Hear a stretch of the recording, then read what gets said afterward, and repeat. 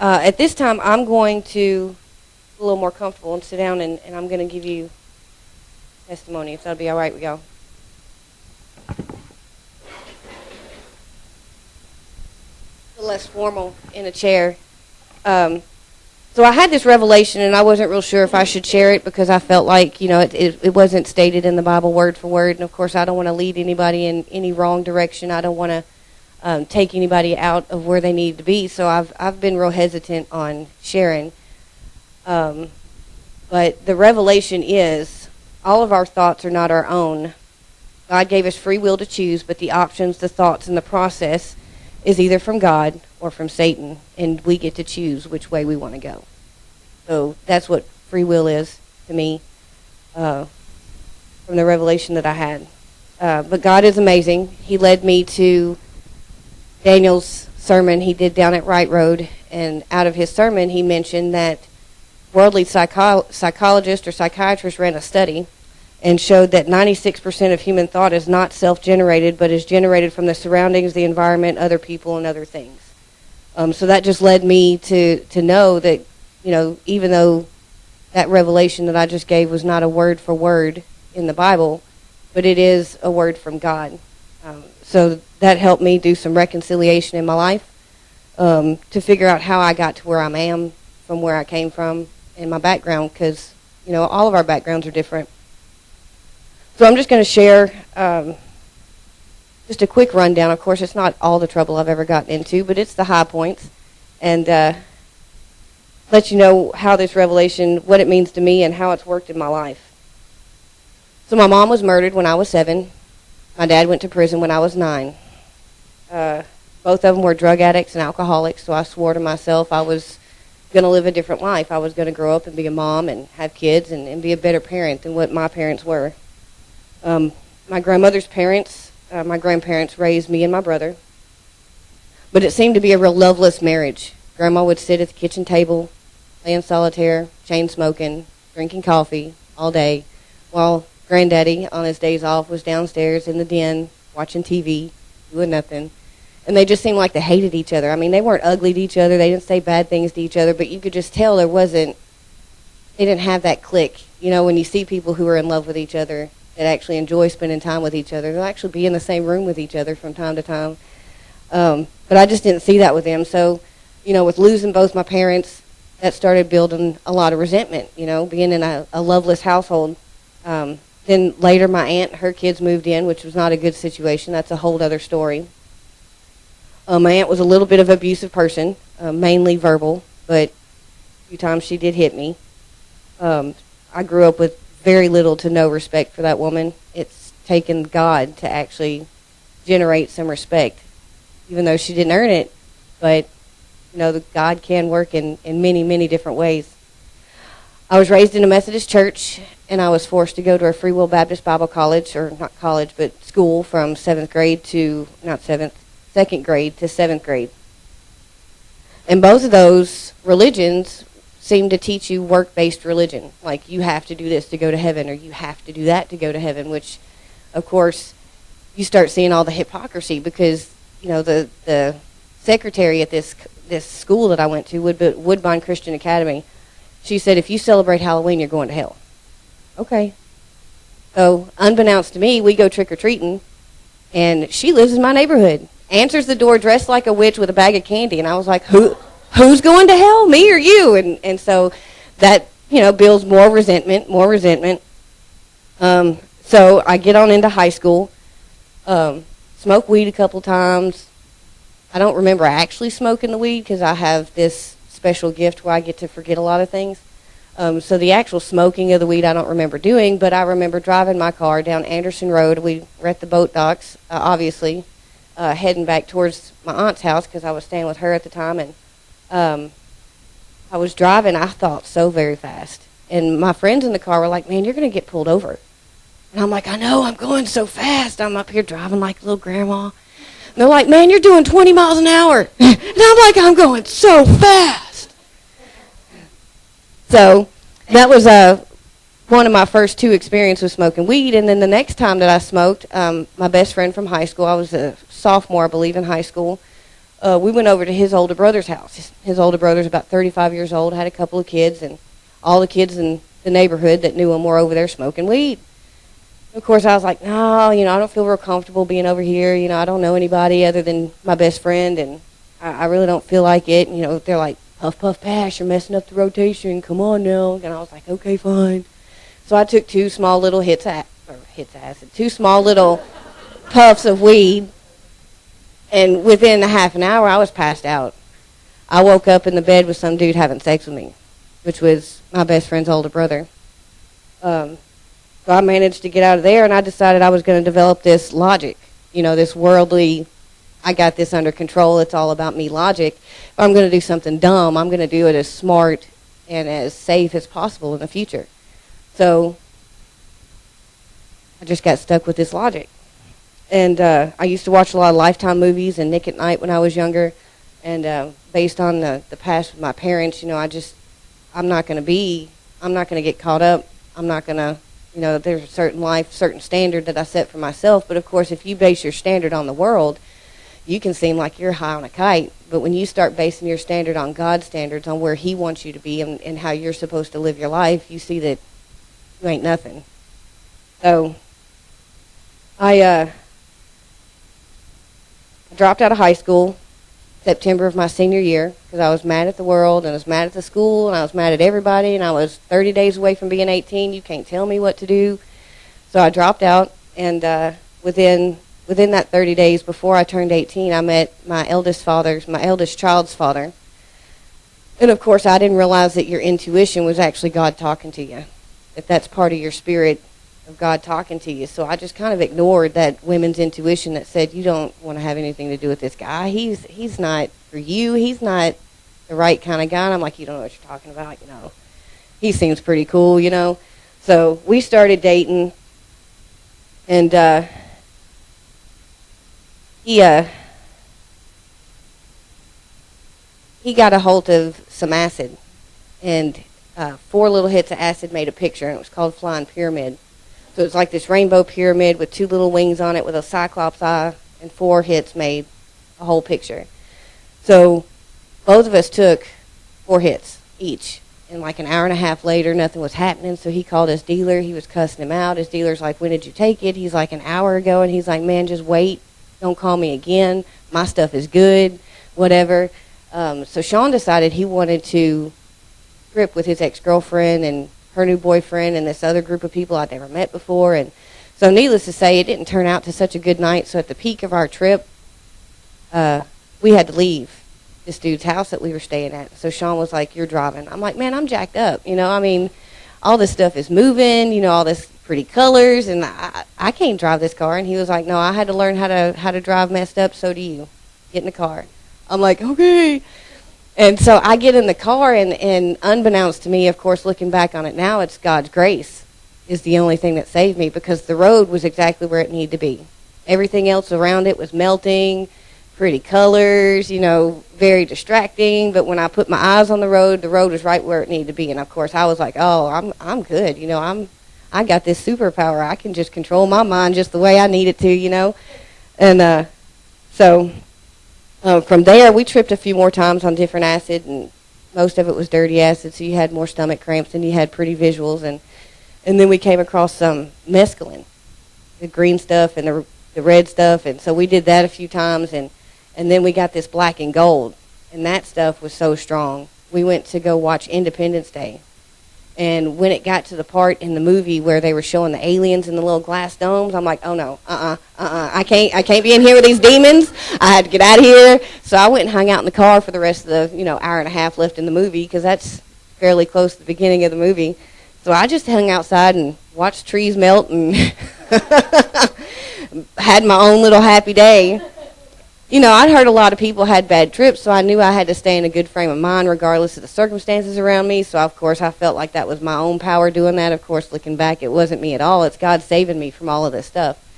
And so that was that. Tried Microdot once. I tried Shrooms once. Microdot just gave me the giggles. It didn't do the flips for me, so I wasn't really keen on that. And the Shrooms just gave me a headache, so I was like, I don't know why anybody want to eat Shrooms from under a cow patty anyway. It's so gross. Sean went and got a tattoo, and he took a couple, this guy and this girl, and you know, girls like to go to the bathroom together. I didn't really want to go to the bathroom with her, but she asked me if I'd go, and I was like, fine. So we went in there, and we did our business, and get ready to leave, and she was like, wait a minute. And I was like, okay. And I'm standing at the door, and I turn around and look, and she's like cutting lines on the counter. And I was like, oh, no. I turned right back around, staring at the door, and she's like, don't do that. You're going to make me feel bad. And I'm like, you do you, but I'm not touching that. I don't want to have anything to do with that. Mm-mm. No, ma'am. So God putting thoughts in my head, you know, what do you want to be like? You know, you've seen all these commercials with the eggs in the frying pan. You know, you've seen what your parents went through. You've seen, you know, all these other people. Which life do you want? Do you want this one? Do you want this one? So, you know, that was God saying, hey, over here. And then, you know, somebody else had this revelation at one point in time, too, but they decided to make money off of it, you know, with the devil on your shoulder and the angel on your shoulder. So I'm not the first one to have this revelation, which, you know, it makes sense. You know, you hear the devil and you hear God telling you what you need to do, and you get to pick. You can go the right road or the left road, you know, either way. So I skated away from that one. And Sean was a recovering crack addict and an alcoholic. So he relapsed on crack a couple of times, had me driving him over into Litton apartments so he could pick up some rocks. And this one particular night, it was so funny. We pulled up. It was his last $20. It was the last time that I took him over there. And so he's hanging out the passenger window and hands this dealer a $20 bill. And dealer looks at it, looks at him, looks at me. I'm like, dealer just takes it, turns around, walks away. And Sean's like, he just stole my money. I'm like, why don't you go get it? Because I was going to leave him. If he got out my car, I was gone. But I had enough. I mean, we were driving around town. He'd smoke his little rock. You know, he bent this Coke can in half and poked a hole in it. And every time I'd flick my ash out the window, he'd cuss me out. And I'm like, that's where the ashes go. He's like, no, I need it here for a filter. And I'm like, I don't care about your crack rock. The ashes go outside. You know, so I'm sober, and he's hollering at me over my cigarette ashes going out the window. So, you know, yeah, when that dealer took his 20, I was like, won't you go get it? Get out, go get it. But he didn't. And so we went and rented a room because we were staying at his mama's house at the time because he had gotten me kicked out of my place. And so I go inside, and he's staying outside my car, like picking up all this trash and putting it on the dash and burning it to see if he had dropped a piece. And I'm like, you know, God started talking to me again. He was like, you want this life or do you want this life? You know, I mean, you go smoke the crack, that's how you're going to be. Do you want to live that life or do you want to choose this life? And I was like, I'm not, I plan on having kids one day. I plan on, you know, hurry up. Oh, okay, I'm sorry. So, threw me off track. So, looking at him, staring out the peephole for 3 hours, I was like, I'm not doing that. I'm not doing that at all. But he had an issue with keeping a job too. I mean, he just wouldn't work. And so I told you how I was raised in the church. Even though I wasn't getting the right message, I was still getting a message. You know, I still heard, you know, some of the seed planted, but it wasn't the right ground because I wasn't prepared to take the right ground. I didn't have the right ground to seed it. And so he talked me into going to work at Club Platinum, which was a strip club. I was working the front door, taking people's little money when they were coming in the front door.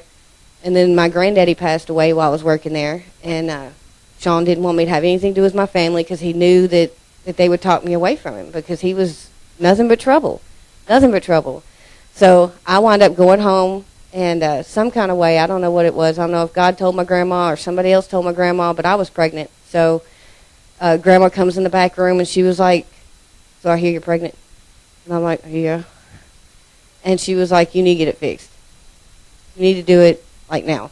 And, of course, that's my grandma. She raised me, you know, and raised me in what I thought to be a good Christian home at the time because I didn't know any different. And so I was like, well, you know, of course, I was over 18, so she couldn't make me do it. But I was like, well, yeah, okay. So I went and had an abortion. And went to my granddaddy's funeral within the same couple of weeks. And then from Club Platinum, I wasn't making enough money at the door, I guess. So he talked me into actually doing the stripping part. So I went, like I said, my logic, if I'm going to do something dumb, I'm going to do it as smart and as safe as possible.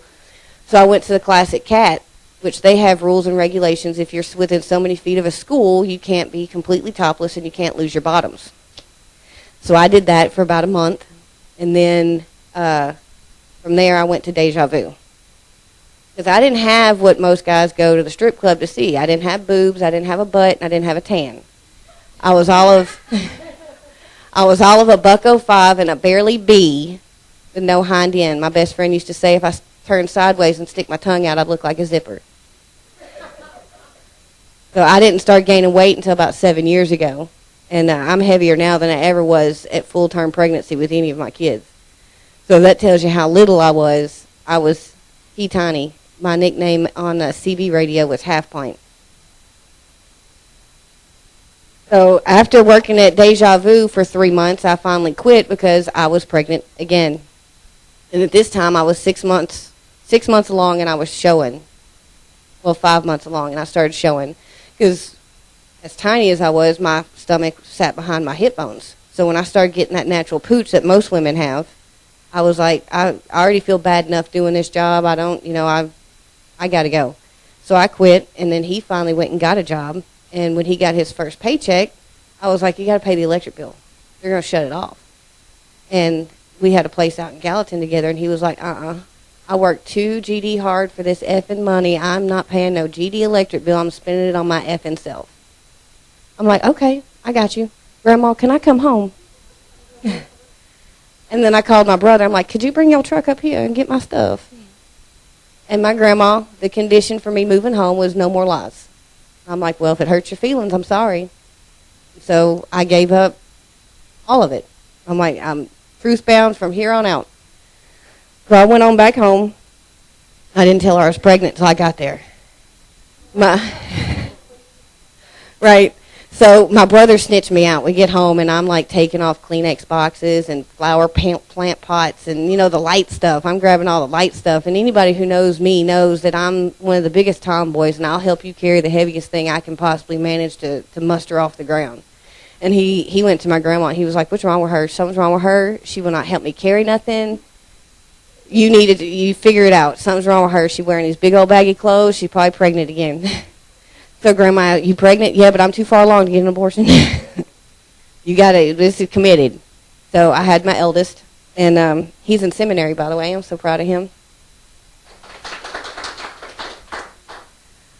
So shortly after that, I moved back home. It was May of 97 when I moved back home. Aaron was born in July. And then in September of 99, I met my first husband. And I think the reason why I was attracted to him so much is because he was just completely opposite of the guy I was just with, So it was love at first sight and all that other mess. And so in December, we had talked about getting married, and he was like, yeah, let's go do this thing. I'm like, I don't think I'm ready to make quite that commitment because I was raised that, there's a sanctity to marriage, that it's important and that, it's under God, I knew, I didn't have the full idea of God and Jesus and religion, but I had, bits and pieces from what I'd gotten from my religion. And so I told him I didn't want to get married, and he broke down crying like a little baby, and I was like, fine. So we got married, and it was not good because we were unequally yoked. He believed in the Big Bang Theory and that we evolved from monkeys from billions of years ago, and not that was the reason we got divorced, but I mean, when you're unequally yoked, everything else is unequal. And you don't realize that until you get saved, until you truly know Christ and you truly know how you're supposed to live your life. So we were only married for 9 months. We got divorced. We did plan a pregnancy. I was pregnant before we split, and I gave him the option. I was like, look, I'm single mom, going to be a single mom, 1 kid, minimum wage, which was like 6-something at that time. I'm like, there's no way I can pay, because we bought a house together, there's no way I can pay this house note and raise 2 kids by myself. I'll be happy to have this baby for you. You can take it with you back to Washington State. You can have the baby. So he called his folks, his mom and his stepdad, actually his dad and his stepmom, and they said they wouldn't help him. So I'm like, well, I got to do what I got to do, because it's all about me. That's the way the world trains you. It's all about you. It's not about doing for others. It's not about giving back to others. It's not about following the Lord. It's all about what suits you in your personal needs. So I went and got my second abortion.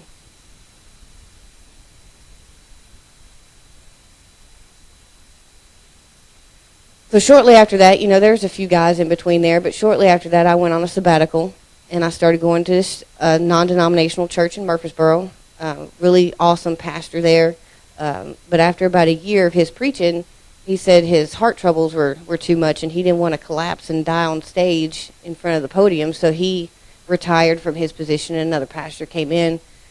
That didn't turn out so hot. But after that, it was about 15 months. I was abstinent. I was doing all the fleshly things of what I knew that you were supposed to do to go to heaven based on the way I was raised in the church and the school that I went to. And me and my best friend went out. We would do it about maybe once every 3 months or so. We'd go out dancing. Neither one of us drank, so it wasn't like we had an issue with alcohol. So we went out. We'd go out dancing until our legs were just so tired and hurting from dancing that we'd go home. So about 3 hours worth. I don't have much stamina. And so when we came out of the bar, we had parked on Gay Street and gone down to 2nd Avenue. So we were walking back to Gay because it's free parking. I'm cheap. And this guy was following me out of the bar. Well, us. And every time I would turn to my best friend to talk to her, I'd see him out of the corner of my eye. And so I turned around and looked at him. I'm like, how you doing? He was like, you got a country accent. I'm like, you are in Nashville, Tennessee. Right? So he was actually parked 2 cars down from us on Gay Street, ironically enough. So he walked us all the way back to the car, and he's like, drunk. Couldn't think of he wasn't cussing and carrying on and acting like a